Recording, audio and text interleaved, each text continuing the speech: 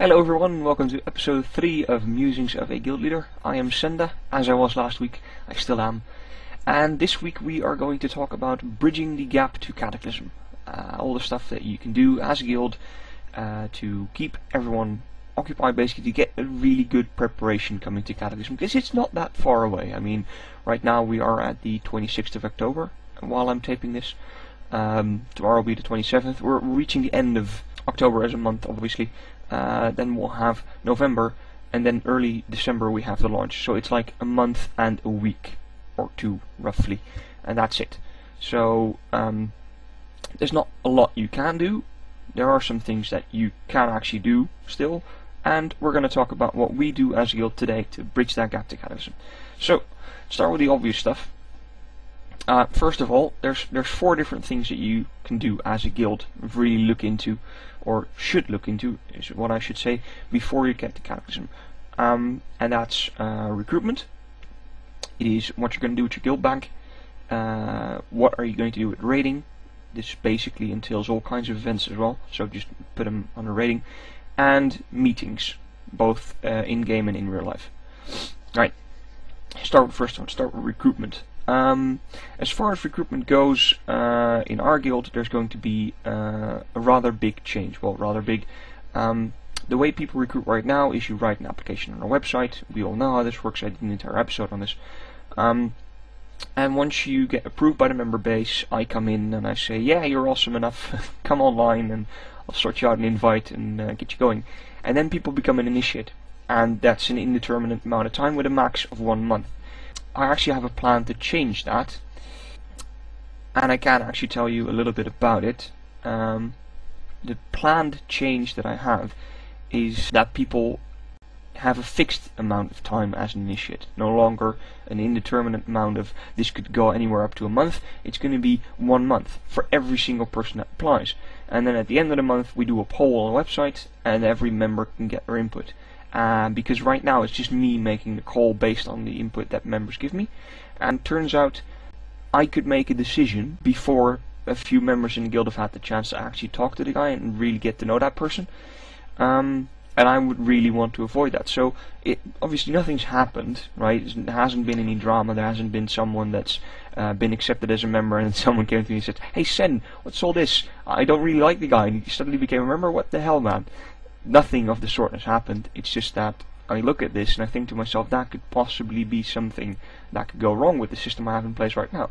So I'm going to look forward to that, and instead of waiting for it all to come crashing down like the Cataclysm will, I'm going to fix it now, so everything's sorted before Cataclysm actually hits us, which is when we'll get even more growth, quite likely. The other bit about recruitment is what you'll find is that we're getting close to Cataclysm. We're getting close to the point where people think, crap, what am I going to do? Am I in the right guild? Should I be in a different guild? People are jumping ship left and right, basically. It shows, for one main reason, you'll see a lot of recruitment spam in the trade channel these days. And mostly, I'm sad to say, those guilds that are spamming the trade chat are guilds that are in the process of falling apart. Not everyone, mind you. There are a few guilds among that recruitment spam that are actually with the intentions of, well, let's consolidate our member base before Cataclysm hits, and not, oh shit, people are jumping ship left and right, let's rush recruitment so we have enough people to do something in Cataclysm. The latter part is really bad, and the first one is really good. Now, we don't recruit in trade channel, because I think it looks a bit desperate when you do.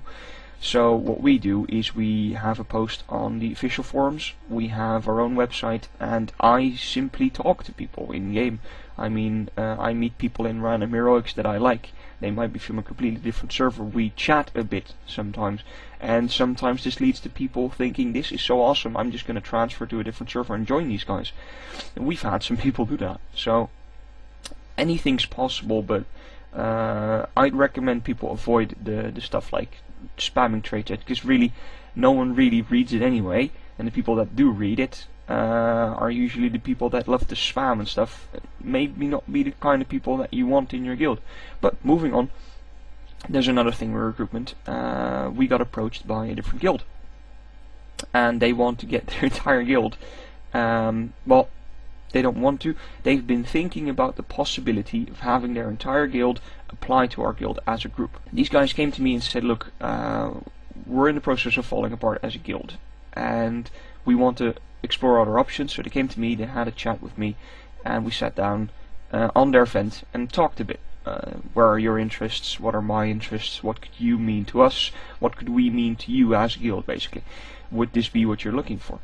Now, it's important that when you have... I'm not going to go into details whether they like it or not. I'll give you an update when everything happens.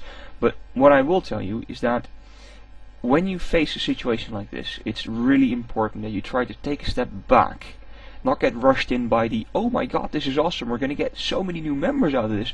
That you sit back, relax, and think to yourself, what are the potential pitfalls here? Where could it all go horribly wrong? Because basically you're getting an entire bunch of people into your guild all of a sudden, and this could be a group of, let's say, 10 people or something.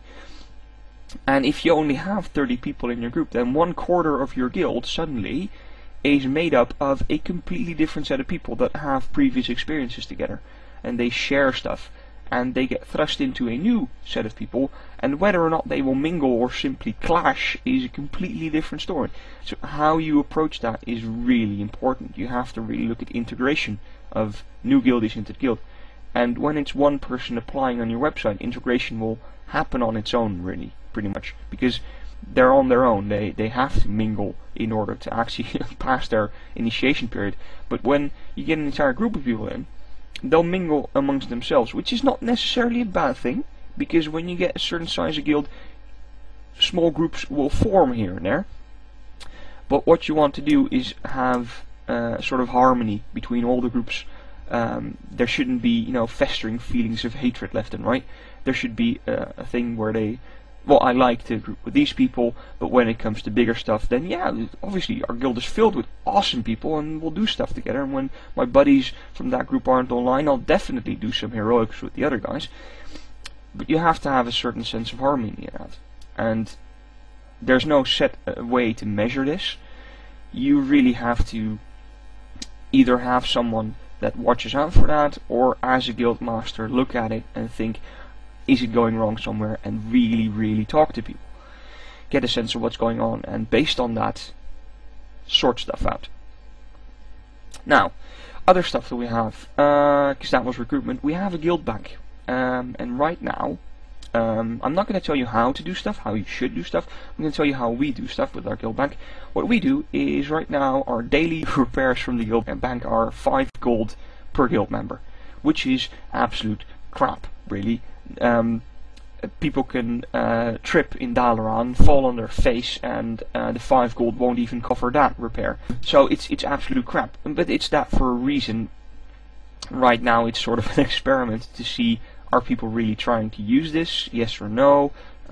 It's something for my guild bank officer to keep an eye on. How is the cash flow going? And right now really we're just saving money for Cataclysm. There's so much stuff that we want to do with our guild bank, because come Cataclysm we want to have an immense amount of gold every single day for guildies to repair. We want the guild bank to cover all their repair costs, and eventually that system will pay for itself by the fact that you get a guild perk which says as soon as someone in your guild kills a mob and the mob drops gold, that guild perk will generate an extra 10% of that gold on top of that and deposit it directly into your guild bank. So you don't die every 10 mobs, so that system will pay for itself. Which still has to be completely sorted out, but that's the basic idea. The system will eventually pay for itself, coupled with donations from people. It's easy. But we don't have that guild perk yet, and we won't get it when Cataclysm launches, because first we have to really grind some rep, get some achievements, get people to level, do quests, and get the guild rep flowing, and level the guild to the appropriate level to get that perk, really. So to bridge the gap till that happens, we save up money in our guild bank right now. I mean, we're looking at paying repair costs, we're looking at helping people leveling their reputations, we're looking at shoving money into the arms of the people that have those leveled reputations to craft gear for the entire guild, because again, all of that gives reputation, all of that makes people happy, and all of that will make our guild successful. So right now we're saving money, and that's the guild bank. Then we come to raiding, which is an interesting one. Raiding right now is, we're 1 month away basically. You're looking at about 5 raiding weeks to go before Cataclysm hits that are going to be useful. And our raiding officer basically said, well, we're going to do that one project, then we're going to do that other project, and he's sorting out everything right now. He's going to make a list and basically plan out all the different raids up till that point. And then come Cataclysm, everything's going to drop dead obviously, because everyone's going to level first, and then we'll see after that. In the meantime though, he's doing raids, but he's not doing a lot of them. Merilith is really focused on the high-end content, looking at all the war hard modes, Icecrown, Citadel, possibly hard modes as well. Just a few things that we still want to get done before that happens. At the same time, we have quite a lot more social people in our guild who are really not as far as Merilith wants people to be. Because you have to imagine the original founders of this guild is that high-end group of about 10 people that do all those hard encounters that Merilith wants to do. And we got a whole bunch of people in that are just really more laid back, which is awesome, because that adds flavor to our guild, and I love that. At the same time, you get people from that group that step up and want to sort some, well, call them easy raids, I guess. They want to do the first wing of Icecrown, they want to do Onyxia, they want to do stuff like that. Let them use the calendar, let them set up raids, because it keeps people busy, it keeps them doing stuff, and it mingles people together as well. It's awesome, because you'll find that the hardcore people are going to join those groups as well, on alts, and get to know people. So it's great for recruitment as well, it's great for integration of your guild. And I'm going to do something with this as well. I'm going to take my paladin, I'm going to learn how to tank properly, and join those sort of easy runs as a way to get me started. And the last, but definitely not least, the last point I really have to stress here, set up some damn meetings. We have them in the game, we do them once a month, they're awesome, and that works. Right now what we really need, what I've found, is that we need some in real life meetings. So what I'm going to do is I'm going to go down to my local pub, I'm going to pin a few dates, and we're going to have 1, possibly 2 meetings in real life for everyone to join in on before Cataclysm hits. And the first one is going to be in about 2 weeks. Watch the forums for this one. And the second one is going to be just before Cataclysm hits. Watch the forums for that one too. And that's about it. We're going to have a few weeks before Cataclysm hits, and I'm going to basically discuss all the stuff that happens. Last week I didn't really see a whole lot of useful stuff happen in terms of what I can report to you. I just did the broad lines. Next week I'm going to go into the specifics of who are these people that are stepping up and why are they important to your guild. So I'll see you next week. Later.